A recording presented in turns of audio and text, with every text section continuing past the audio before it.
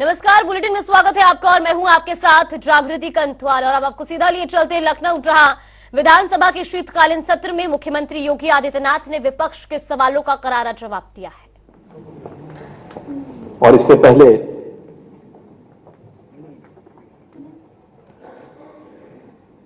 दलीय नेताओं ने भी अपनी बातें यहां पे रखी हैं। मैं उन सब का हृदय से धन्यवाद करता हूं।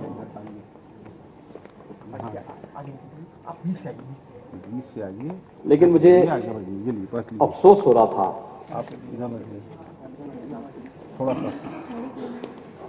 कि मैडम आप आगे आइए, दोनों लोग आगे आइए। नेता विरोधी दल आप कहाँ बैठाएंगे? महिलाओं की सीट लीग से हट करके कहाँ बैठाएं? महिलाओं की सीट आजकल बोलने के आदी हो चुके हैं।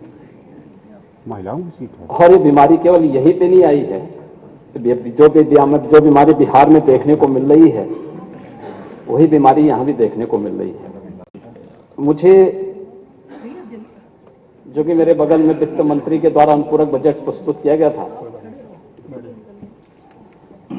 आप आगे वो शेर व शायरी के बड़े शौकीन हैं।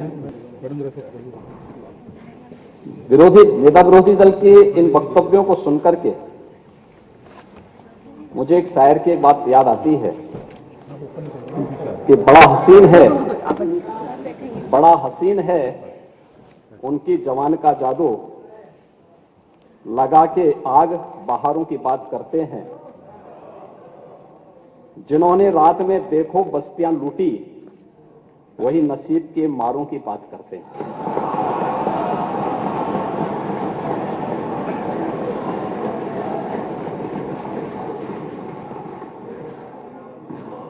गलत तो नहीं बोला ना?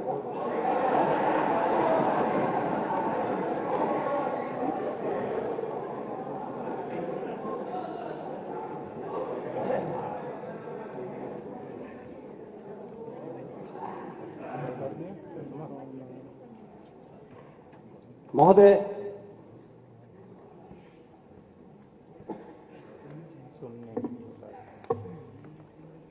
वैसे ये अच्छी शुरुआत है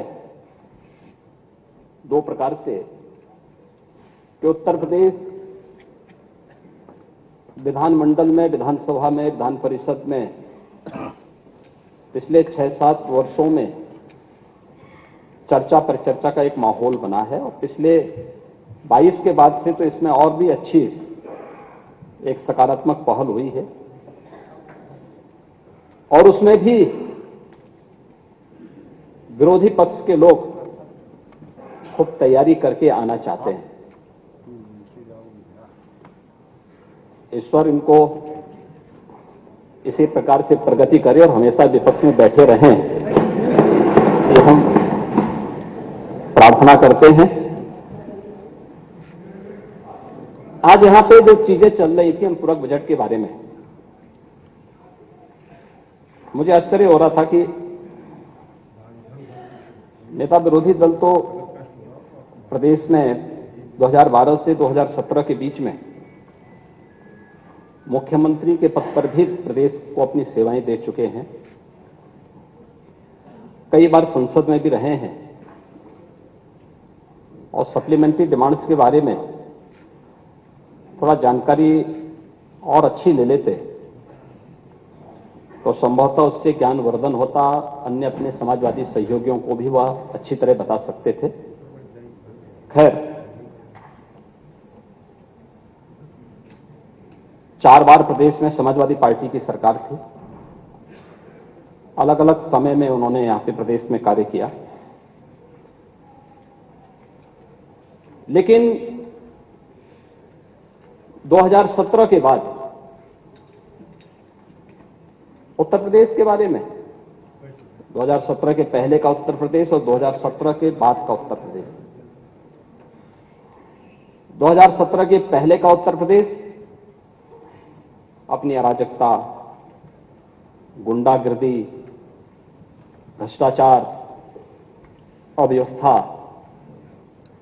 और यहां के युवाओं के लिए पहचान का संकट वाला उत्तर प्रदेश बन गया था।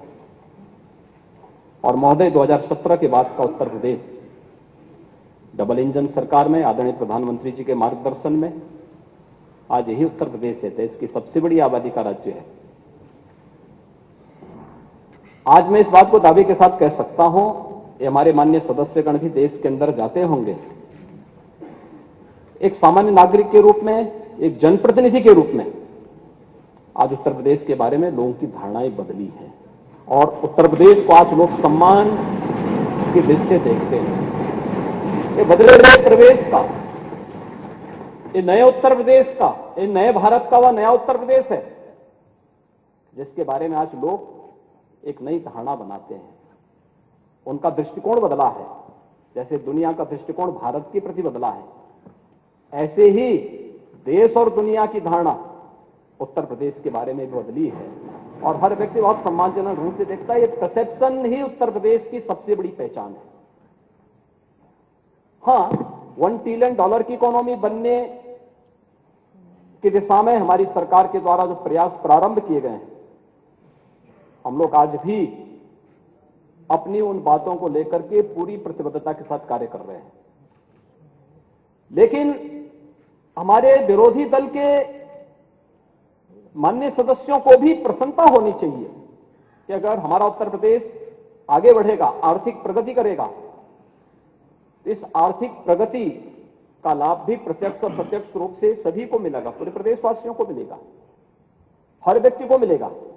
और क्या पिछले 6-6.5 वर्ष के अंदर उत्तर प्रदेश के अंदर इस डबल इंजन की सरकार के समय कुछ नहीं हुआ? महोदय, 2016-17 में उत्तर प्रदेश की जो जीएसडीपी थी वह लगभग 13 लाख करोड़ के आसपास थी और आज 23-24 में यह लगभग 24.5 लाख करोड़ की पहुंच रही है, यानी हम लगभग दोगुने की ओर बढ़ चुके हैं। ऐसे ही पर कैपिटा इनकम भी उत्तर प्रदेश की यह 2015-16 के आसपास जो लगभग 43,000 के आसपास थी, आज वह बढ़कर के 22-23 में बढ़कर के दुगने से अधिक हुई है, लगभग 83,000 करोड़ रुपए से अधिक हो चुकी है और 23-24 के आंकड़े आएंगे तो इसमें और भी वृद्धि होगी। प्रदेश में बजट का आकार भी बढ़ा है। देश की 16% आबादी उत्तर प्रदेश में निवास करती है, 25 करोड़ की आबादी उत्तर प्रदेश में निवास करती है और उत्तर प्रदेश में 2012 से 17 के बीच में जो औसत बजट था वो लगभग 2,70,000 करोड़ के आसपास था। अलग अलग वर्षों में बढ़े होंगे, लेकिन एवरेज अगर हम देखेंगे, लेकिन अगर हम 2017-18 से 22-23 के बीच में औसत बजट देखते हैं तो महोदय लगभग उससे दुगना हुआ है। ये 5,23,000 करोड़ रुपए के आसपास हुआ है और आज के दिन पर अगर हम इस वर्ष के 23-24 के बजट को देखेंगे तो मूल जो हमारा बजट था 6,90,000 करोड़ रुपए का, 28,000 करोड़ रुपए का अनुपूरक बजट देखेंगे तो यह लगभग 7,19,000 करोड़ रुपए का अनुपूरक बजट के साथ अब तक का सबसे बड़ा बजट ये सरकार लेकर के आई है और इस बजट के साथ हम प्रदेश के सर्वांगीण विकास को लेकर के आगे बढ़ रहे हैं। महोदय, प्रदेश के अंदर अगर हम देखेंगे तो सरकार अपनी जो बजट लेके आती है इस बात को ध्यान में रखती है, सभी चीजों को लेके आती है कि हमारे पास उतने सोर्स ऑफ इनकम हमारे पास है या नहीं है। रेवेन्यू स्टेट के पास आएगा कहां से आना है और कहां उसको व्यय होना है। आय और व्यय में संतुलन की स्थिति को भी रखना, प्रदेश सरकार को इन सभी चीजों को ध्यान में रखना होता है और उन्हीं सब बातों को ध्यान में रख करके अगर हम कार्य करते हैं तो उसके परिणाम भी हम सबके सामने आते हैं। हम देखेंगे कि प्रदेश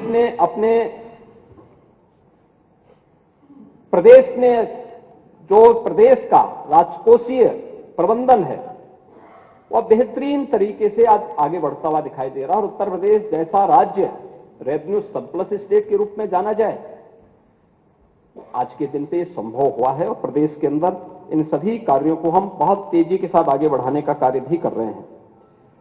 प्रदेश के अंदर अगर हम यहां पर विभिन्न कार्यों से देखेंगे, विभिन्न उनके साथ देखेंगे, जो हमने रेवेन्यू प्रदेश के अंदर अलग अलग उसमें प्रदेश के अंदर रेवेन्यू का जो राजस्व सरप्लस स्टेट के रूप में आज प्रदेश आया है, तो प्रदेश के अंदर अगर 16-17 में को राज्य कर का जो राजस्व था वो 86,000 करोड़ रुपए था। आज यही बढ़कर के 23-24 में राज्य कर का जो राजस्व लक्ष्य है हमारा, यह लगभग आज के दिन पर प्रदेश के अंदर यह बढ़कर के हम लोग इसे लगभग 1.5 लाख करोड़ रुपए तक पहुंचाने में सफल हुए हैं।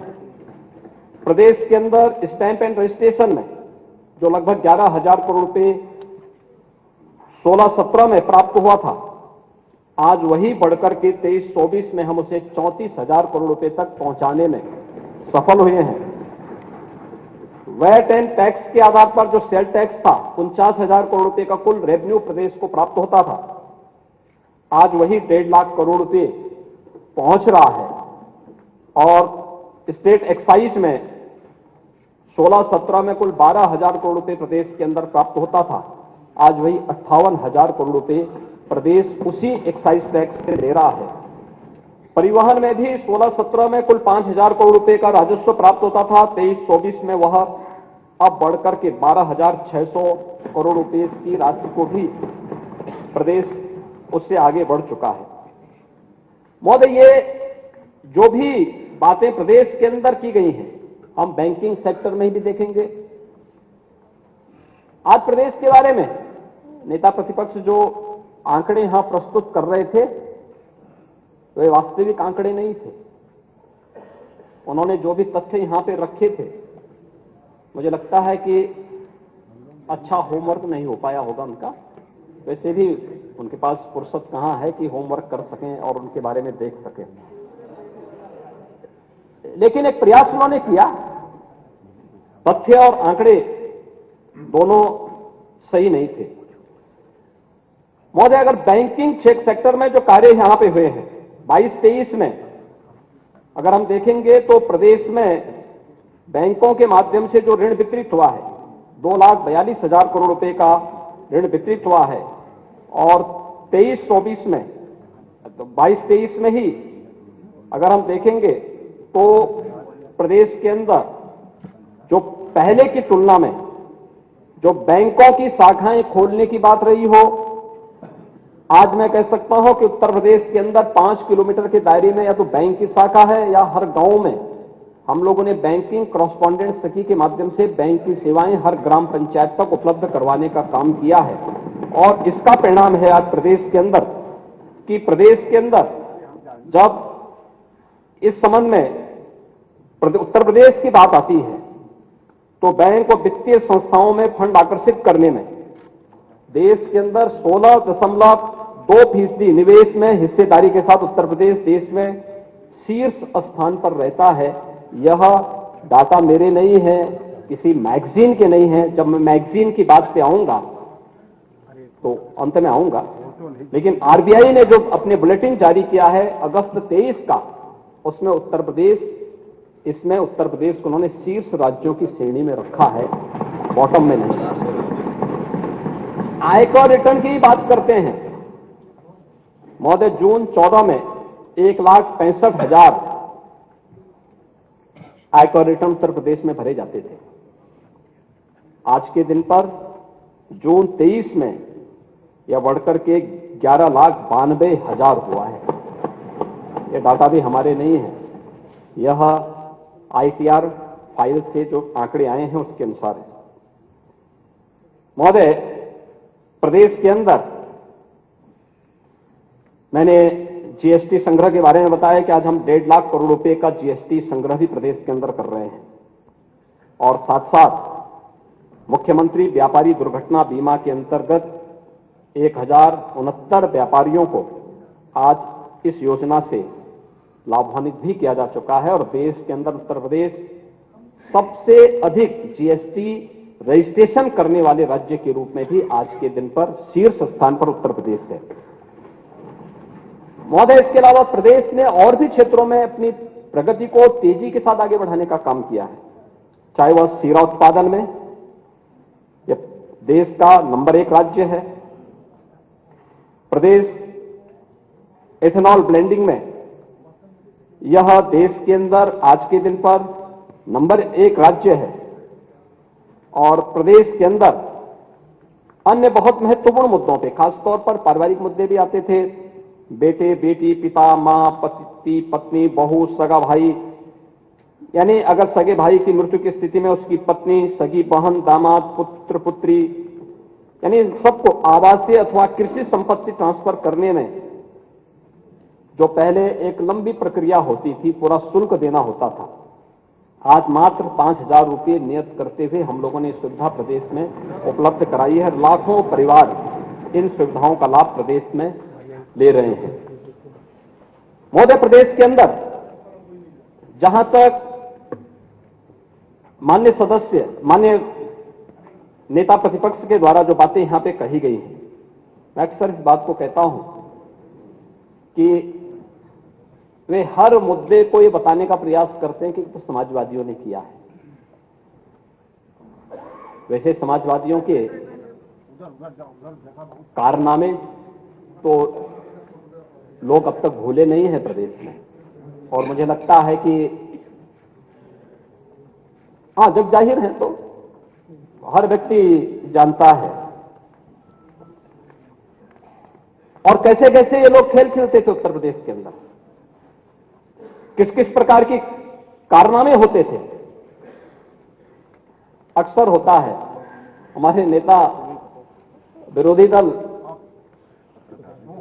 चुनाव के पूर्व उनको कोई इंटरव्यू देना होता तो एक सेंटर में आते हैं, जाने का प्रयास करते हैं। प्रदेश के अंदर सत्ता प्रायोजित डकैती के सबसे अच्छे उदाहरण हो सकते हैं, और किस रूप में हो सकते हैं, उनमें से एक सेंटर है जेपीएन आईसी। महोदय, इसका जो मूल जो डीपीआर है वह केवल 265 करोड़ रुपए का यह आंका गया था, और 265 करोड़ रुपए के डीपीआर के बाद इस पे 821 करोड़ खर्च हो गया, तब भी पूरा नहीं हो पाया। एक उदाहरण है, यह 6 साल से सरकार आई है, लेकिन 6 साल से पहले आप क्या कर रहे थे? 5 साल उससे पहले क्या कर रहे थे? गोमती रिवर फ्रंट, महोदय, Gomti river front, Gomti river front की स्थिति जो पीपीआर बना था 167 करोड़ का, बाद में फिर डीपीआर 346 करोड़ या समथिंग कुछ और इन्होंने आगे पीछे किया। फिर 2015 में इसको बढ़ा करके लोग लेके गए 656 करोड़ का। फिर जून 17-16 में इसी योजना को, इसी डीपीआर की जो रिवाइज एस्टिमेट जो इन्होंने प्रस्तुत किया, कैबिनेट से पास किया, वह 1513 करोड़ का, और महोदय 1437 करोड़ खर्च करने के बाद भी कार्य अधूरा का अधूरा पड़ा रहा। इसमें हमें आश्चर्य होता है अनियमितता किस हद तक की।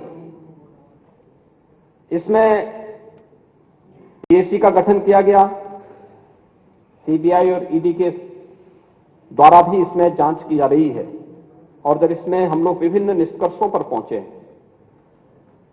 तो अनियमितताएं जैसे डायफ्राम वाल कार्यों को बिना अनुमोदित ड्राइंग कराना, स्लज रिमूवल के में अनियमितता, 141 अनुबंधों में अनुबंधित धनराशि से अधिक का भुगतान किया जाना, विजन डॉक्यूमेंट के कार्य को बिना सक्षम स्तर से स्वीकृति के विस्तार कर भुगतान किया जाना, डायफ्राम वाल के प्लेटफॉर्म के काम को पूर्ण होने के बाद भी अतिरिक्त 4 फर्जी अनुबंध गठित किया जाना, इंटरसेप्टिंग ट्रंक ड्रेन में निर्धारित रीच से अधिक रीच में कार्य कराई जाना भी, ये सभी चीजें इसमें थी। यानी ये किस हद तक कार्य करते थे, कारनामे प्रदेश की जनता भूली नहीं है। और एक और कारनामा है, यद्यपि ये तो लंबी फेहरिस्त है और हर जिले में होगा। यहां पे यद्यपि सब जुडिस मामले को या फिर जुडिशरी से जुड़े हुए मामलों को उठाते नहीं है, लेकिन एक ध्यान आकर्षण के लिए बहुत आवश्यक भी है। लखनऊ बेंच का जो भवन बना है, महोदय, निर्माण कार्य में पैसा तो प्रदेश की जनता का लगाना। मैक्सिमम जो स्ट्रेंथ है वह स्ट्रेंथ यहां पे 30 जजेस बैठेंगे, यहां पे जब भी बैठेंगे। वर्तमान में 20 बैठते हैं, लेकिन चेंबर कितने बनाए गए? 76 चेंबर बनाए गए। इसकी जो पीपीआर थी वह भी 346 करोड़ के आसपास की थी, और बाद में बढ़ करके इस पे पहले 771 करोड़ इसको किया गया, फिर 1561 करोड़ इस पर खर्च किए गए, और लाखों रुपया आज भी इस भवन के रख रखाव में खर्च होता है, केवल मेंटेनेंस पे खर्च होता है। अरे भाई साहब इधर से यानी 76 चेंबर बने हैं, जजेस बैठ रहे हैं मात्र 20, बाकी 56 खाली, और उनके मेंटेनेंस के नाम पे प्रदेश का पैसा किस तरीके से खर्च हो रहा है, ये कारनामे किसी और के नहीं, ये विदेश से डिग्री प्राप्त कर रही किए हुए हमारे नेता प्रतिपक्ष के ही समय के कारनामे हैं। और इसीलिए ये प्रदेश के बारे में जो इतनी गलत धारणा बनी थी, जो यहां का नौजवान अपनी पहचान को छुपाता था, इन्हीं कारणों से छुपाता था। महोदय, प्रदेश की कानून व्यवस्था के बारे में कह रहे थे, माननीय नेता प्रतिपक्ष कह रहे थे इसके बारे में भी, और कानून व्यवस्था की स्थिति किस रूप में थी, इससे कोई, यानी हर व्यक्ति इस बात को जानता है। खासतौर पर 2016 के सापेक्ष अगर 2022-23 में अगर हम देखेंगे तो आज के दिन पर महोदय एनसीआरबी के जो डाटा है, मैं उसकी बात कर रहा हूं, मैं ये मेरे स्वयं के नहीं है, उत्तर प्रदेश गृह विभाग के भी नहीं है। ये जो डाटा हैं यह एनसीआरबी के हैं, और उसमें खासतौर पर डकैती के मामलों में 80.31% की कमी आई है, लूट में 61.51% की कमी आई है, हत्या में 32.45% की कमी आई है, बलवा में 51.65% की कमी आई है, फिरौती में 43.18% की कमी आई है, और दुष्कर्म के मामलों में भी 21.75% की कमी आई है। महोदय, 17 के पहले उत्तर प्रदेश के बारे में क्या मंजर था? अपराधियों, माफियाओं, दंगाइयों और भूमि में अवैध कब्जों को शासन का प्रश्रय प्राप्त था, और दूसरे तीसरे दिन तो दंगे होते थे, और अराजकता की स्थिति थी, अव्यवस्था थी। और 2017 के बाद ये जीरो टॉलरेंस की सरकार है, जो हर हाल में कानून का राज स्थापित करके हर व्यक्ति को सुरक्षा की गारंटी दे रही है।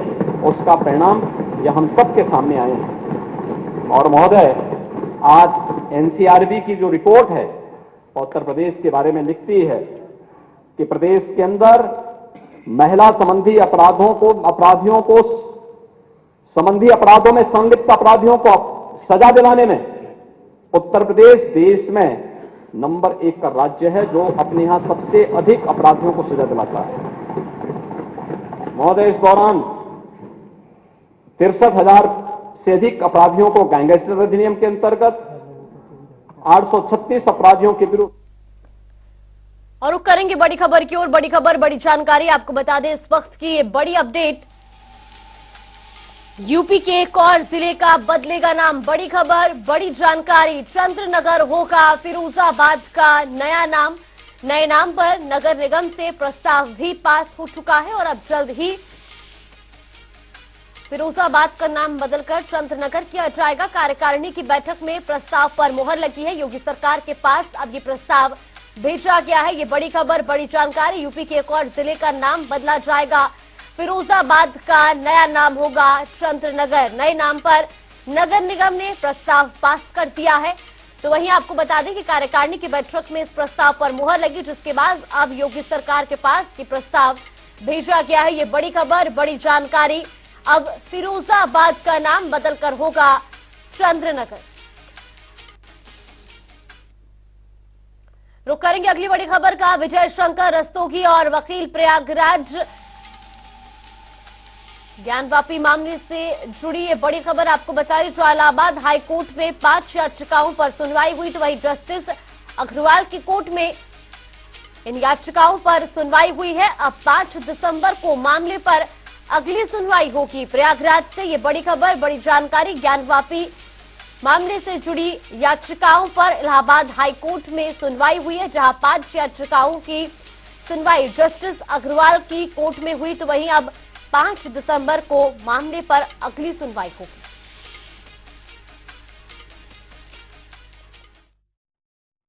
FSA नकवी के द्वारा आज इन याचिकाओं में याचिगण की तरफ से बहस करने की अपनी असमर्थता जाहिर की और बहानेबाजी यह किया कि माननीय उच्चतम न्यायालय में सिमिलर मैटर पेंडिंग है। न्यायालय से निवेदन किया कि उसको हियर एंड डिस्पोज ऑफ होने के तक इसकी कार्रवाई रोक दिया जाए। कोर्ट ने कहा कि अगर अपेक्स कोर्ट का कोई स्थगन आदेश नहीं है, स्टे ऑर्डर नहीं है, तो मैं इसकी कार्रवाई एडजर्न नहीं करूंगा। आप आज ही बहस इसकी शुरू कीजिए आफ्टर लंच। तो आज भी उन्होंने असमर्थता व्यक्त की कि मैं व्यक्तिगत कारणों से ये आज बहस करने में असमर्थ हूँ, कोई अन्य तिथि दे दी जाए।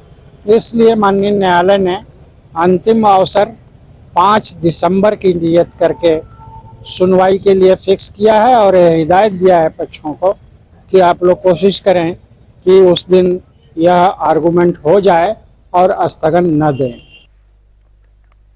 चलिए, बुलेटिन में फिलहाल के लिए बस इतना ही। यहाँ पे रुकते हैं एक छोटे से ब्रेक के लिए।